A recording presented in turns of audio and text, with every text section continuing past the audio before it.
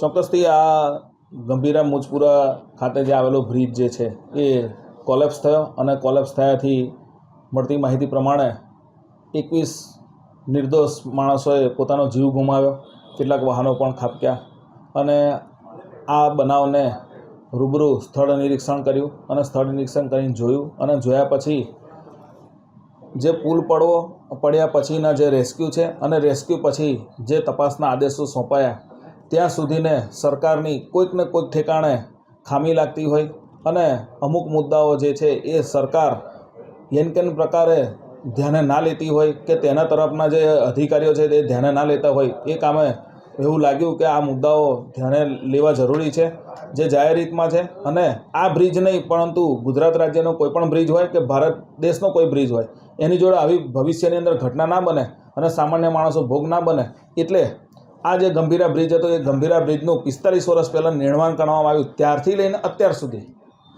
અત્યારના છેલ્લા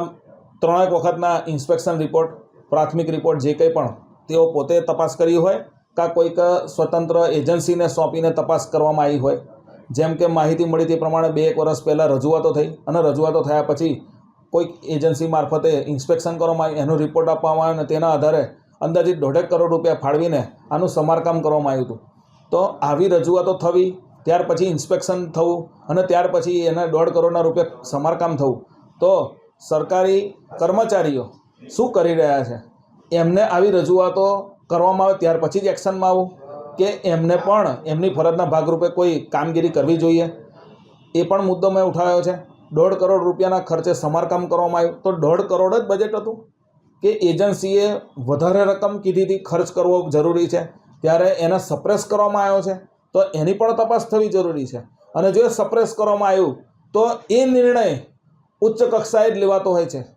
તો એવો નિર્ણય કયા અધિકારીએ કયા વિઝનથી લીધો તે પણ તપાસ થવી જરૂરી છે.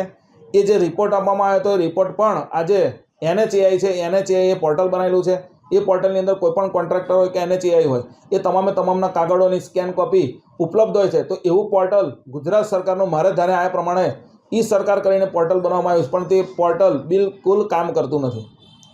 તો આવા રિપોર્ટ્સ જે છે એ જાહેર હિતમાં રહેવા જોઈએ. સરકાર પારદર્શક છે તો પારદર્શકતા જ દેખાવી જોઈએ